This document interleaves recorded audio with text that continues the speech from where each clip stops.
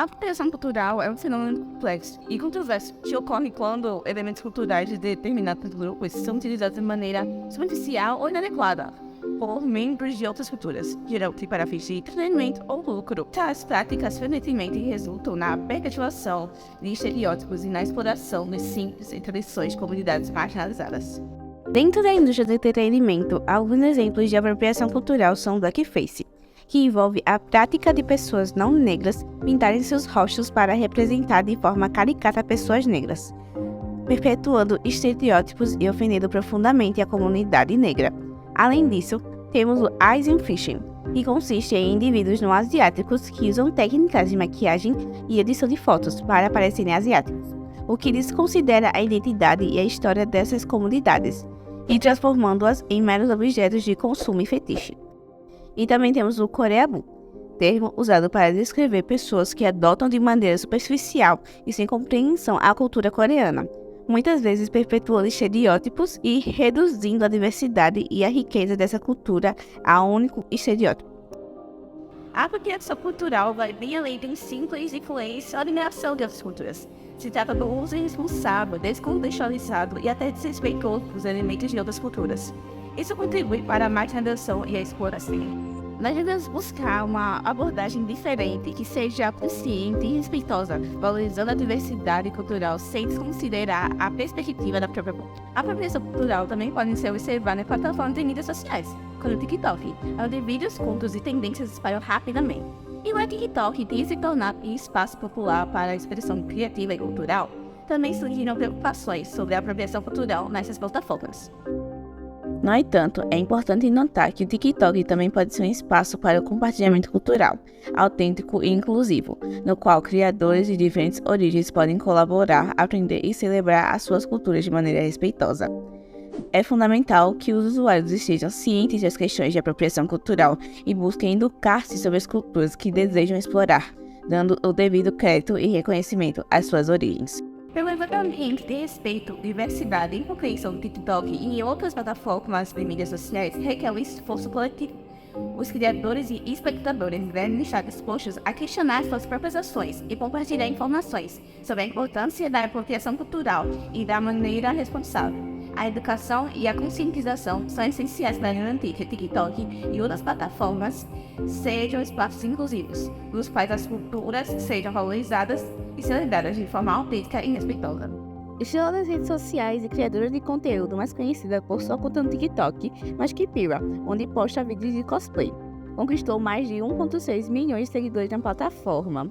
Por conta da sua grande influência no meio, resolvemos fazê-la algumas perguntas sobre o assunto.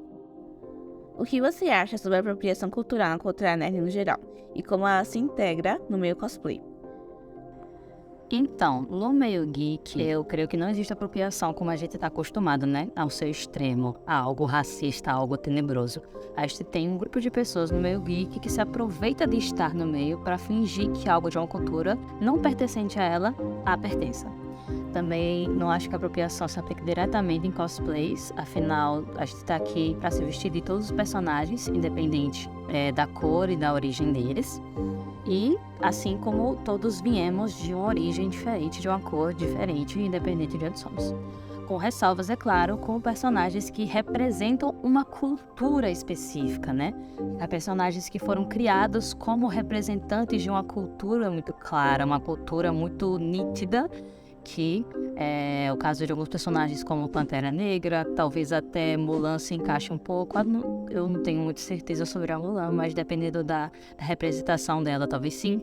e personagens que são nessa linha de pensamento, né? Criados para representar, né?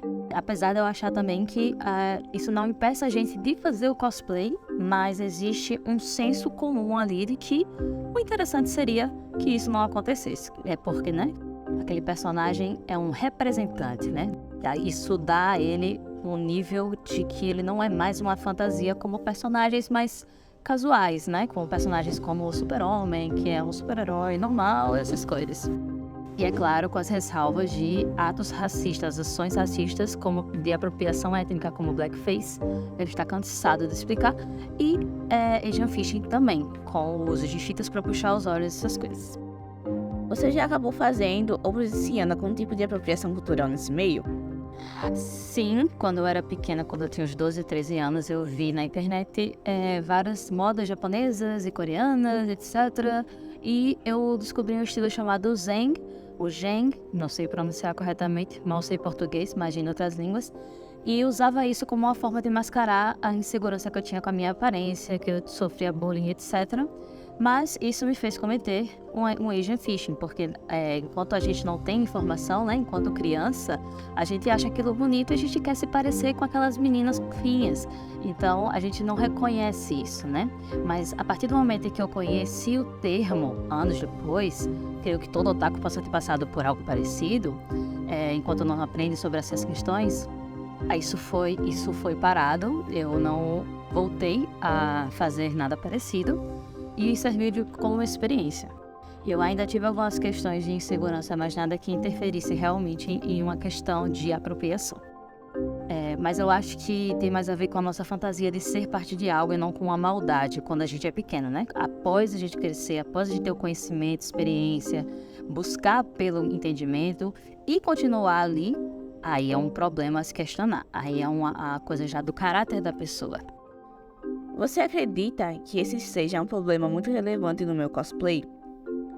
Sim, eu acredito, como eu disse antes, muitas pessoas, após entenderem, estudarem, aprenderem sobre como tudo funciona, como a cultura funciona, como as coisas funcionam, tendem a continuar suas atitudes de apropriação, como blackface, Asian Fishing. Blackfishing também, mas blackfishing não se encaixa tanto no nosso meio geek, né? É uma coisa mais de, entre aspas, pessoas que usam isso como estilo, que é algo totalmente problemático que não se encaixa aqui na nossa conversa. Mas não está tão ligado ao meio geek, e sim ao caráter da pessoa, né? Existem pessoas ruins, racistas e oportunistas em toda parte. Você acredita no fator que a maioria dos casos de apropriação cultural relacionados ao cosplay seja apenas desinformação? Sim e não. Porque a desinformação se atrela a pessoas muito novas, né? Sem acesso à informação. A gente não pode esquecer que mesmo que a internet exista para todo mundo, existem pessoas que não têm acesso, né? Eu fui uma criança pobre, então eu não tinha acesso à internet, eu não sabia que se comprava cosplay na internet, que existia peruca para cosplay, essas coisas. Então, na minha época também era mais difícil se ter internet, né? Hoje em dia nem tanto, mas ainda assim nós somos parte de 90% das pessoas que têm acesso e algumas pessoas não têm. Tem o conhecimento que existe algo, mas não tem como buscar aprender sobre isso, né, pelas suas próprias limitações. Porém, a partir do momento em que elas crescem, aprendem e conseguem esse acesso, conseguem entender, apenas a do caráter de cada um a decidir continuar ou não com esse tipo de atitude. O que, novamente, não é algo que a gente possa dizer que foi por maldade, né? Nesses casos específicos. Mas, a partir do momento que você aprende sobre, quando a gente sempre tem que estar aberta a explicar, a mostrar e tudo mais, vai da pessoa e do caráter dela ter que entender ou não, o tempo dela e tudo mais. 90% das pessoas têm acesso à informação e cabe a ela decidir o que fazer com essa informação, né? Então eu acho interessante a gente sempre olhar com um olhar mais empático, apesar de que essa empatia tem que ser para os dois lados, né? Tanto para as pessoas que não têm a capacidade de ter acesso, quanto para as pessoas que são atingidas por isso. Então a gente sempre precisa corrigir, né? Informar, fazê-las aprender. E não passar a mão na cabecinha de coitada, não tinha acesso ao negócio. Não, tem que mostrar que aqui tá errado, aqui você tá fazendo errado aqui.